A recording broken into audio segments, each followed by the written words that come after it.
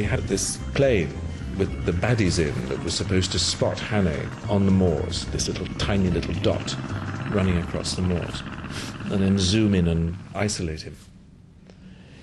And so obviously we had a helicopter to shoot this stuff. And I remember Greg Smith came up to me and said, look, I think we might have to lose the helicopter because it's going to be too expensive. And I said, will you trust me on something?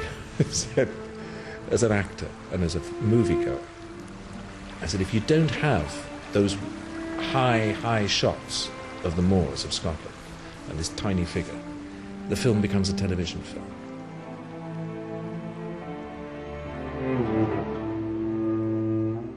It just is a metaphor for the isolation of our hero, alone, in this vast, vast wilderness.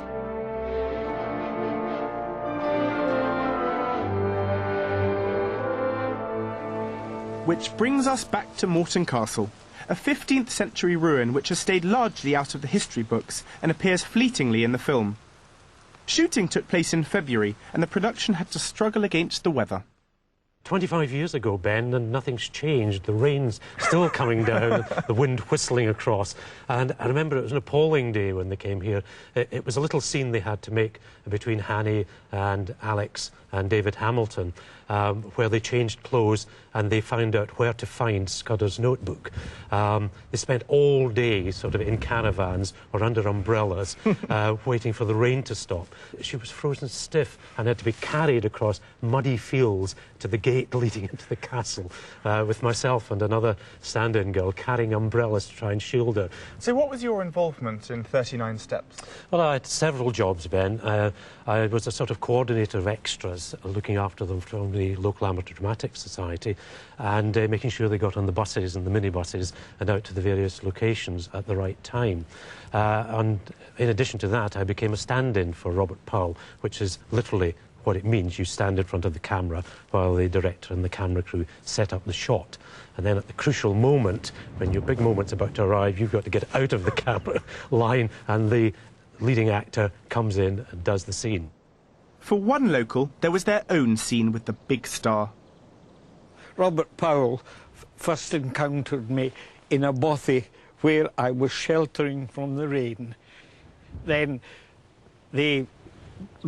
Robert pinched my coat and my hat, and then he disappeared, and that was that, finished with. The director came up to me and said to me, "This is where you have a line, Billy." I says, "What?" He says, "Yes." I says, "Well, nobody told me." "And when you get him, mind, I want my hat back." And he said, "Now remember, when you catch him, I would like my hat back." And I looked at him and I said, "Pardon?" And I says, "Well, nae Scottish vagabond worthy of his sort would ever utter such a phrase." By now, we're coming towards the end of our story. Hannay has found two allies and worked out where to find the vital notebook full of clues.